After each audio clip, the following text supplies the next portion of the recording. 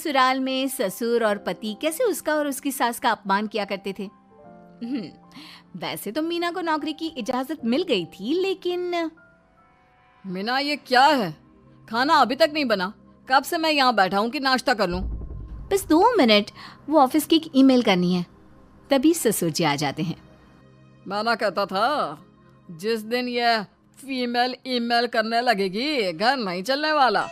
तभी सास हाथ में नाश्ते की प्लेट ले आती है। ये लो, सभी उपमा खाओ। गर्मा गर्म स्वादिष्ट उपमा देखकर, वाह माँ जी, 2 मिनट में ये कमाल, क्या बात है। वो आता है ना रेडी टू ईट वाला पैकेट, वही बनाया है। स्वाद बता बहू कैसा है। कल तक जो बीवी पति के नाम से ही कांपती थी, बहू के आ जाने के बाद कैसे उड़ रही है, ये देखकर ससुर जी को आ जाता है गुस्सा। हाँ हाँ, पैसे तो पेड़ पर उगते हैं ना, या तेरा बाप दे जा रहा है जो बैठे बैठे पैसे खर्च कर रही है। अरे जरा शरीर चला लिया कर, वरना पता है ना जब मेरा हाथ पड़ेगा तो कैसे काम करती है तू। बहू बेटे के सामने खुद का अपमान सास बर्दाश्त नहीं कर पाती और रोती हुई कमरे में चली जाती है। क्या पापा, क्या जरूरत थी माँ से ऐसे बात करने की? सुबह से कुछ नहीं खाया है, अब जब खाना आया तो रुला दिया आपने। चलिए देखते हैं माँ कहाँ गई। मेरी जूती भी ना जाए उस पागल औरत को देखने। अरे क्या गलत काम मैंने? बस यही ना कि भाई पैसे बचाओ। अरे कमाने बाहर निकले ना, तब पता चले कि कैसे हड्डी गल जाती है। बात तो सही कह रहे हैं पिताजी, माँ को तो बस पैसे उड़ाना आता है। अरे पर माँ ने तो सबके लिए नाश्ता ही बनाया था ना, कौन सा खुद के लिए गहने खरीदे थे। खैर, बहू समझ जाती है कि सारा मामला कमाई का ही है, क्योंकि सास कुछ करती नहीं, कुछ कमाती नहीं, तो ससुर जी उन पर हावी रहते हैं। फिर क्या था, अब थी बारी बहू की। माँ जी, दरवाजा खोलिए, देखिए मैं उपमा लेकर आई हूँ, गर्मा गर्म खा लेते हैं। सास कमरा खोल देती है। सामने खड़ी होती है बहू, हाथ में उपमा की प्लेट लेकर। बहू सास की सूजी आंख देखकर समझ जाती है कि मामला गड़बड़ है। वो बात पलटते हुए कहती है, माँ जी वो आपकी काली साड़ी पर काला ब्लाउज है ना, वो प्लीज मुझे दीजिए। मुझे कल ना काली साड़ी पहनी, लेकिन कोई ब्लाउज ही नहीं है। सास बहू की बात में अपना गम भूल जाती है। हाँ हाँ बहू, क्यों नहीं, वो तो मैंने अपने हाथों से डिजाइन किया था। चल अभी निकाल कर देती हूँ तुझे।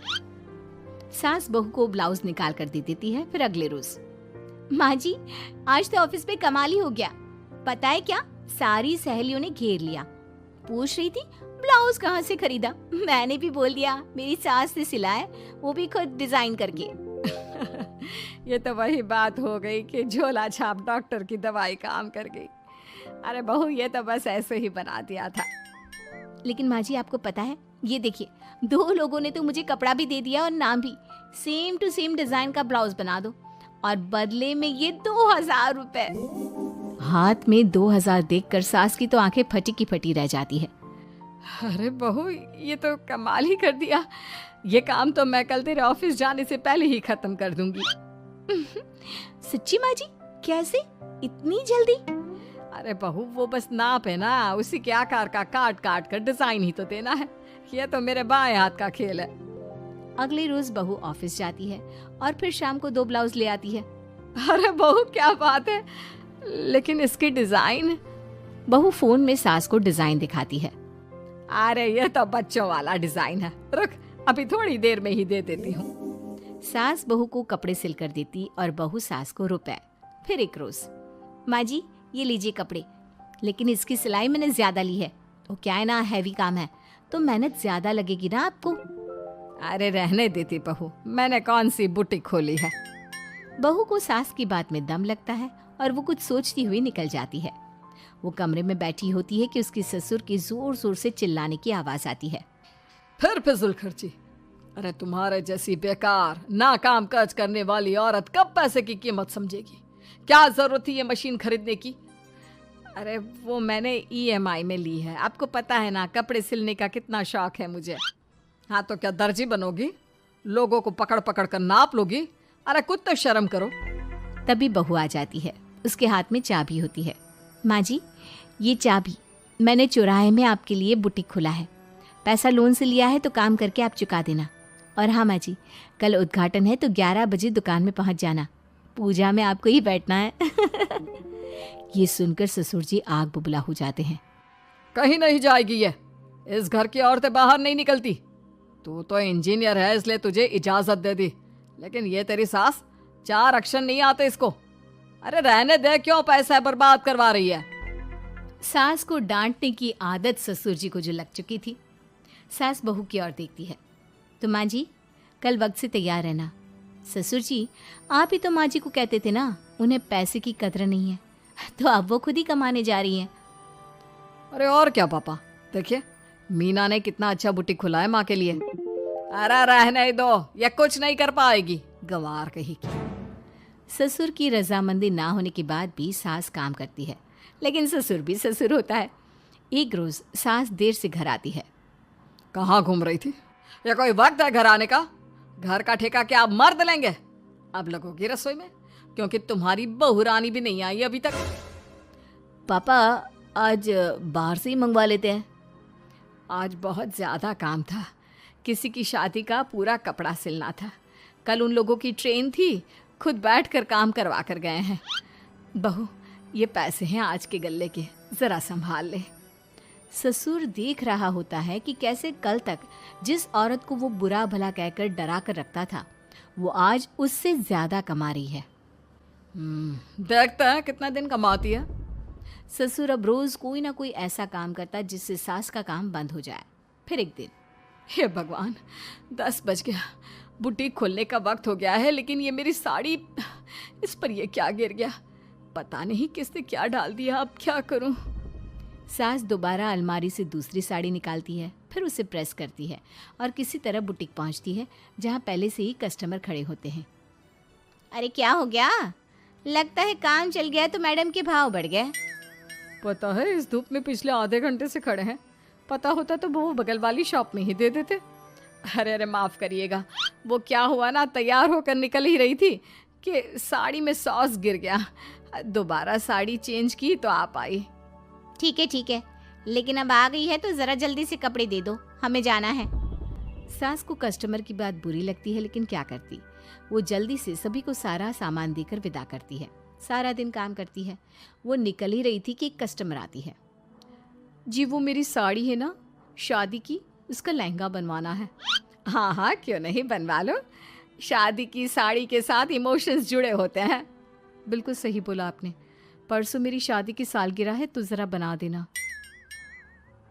अरे नहीं नहीं, इतनी जल्दी कहाँ तैयार होता है शादी का लहंगा, कम से कम 4 दिन तो। देखिए आप 2 दिनों में जितना कमाती है ना, वो मैं आपको 1 दिन में दे दूंगी। बस मेरी ये शादी की साड़ी का लहंगा बना दीजिए। सास को भी अब पैसे की लालच आ जाती है।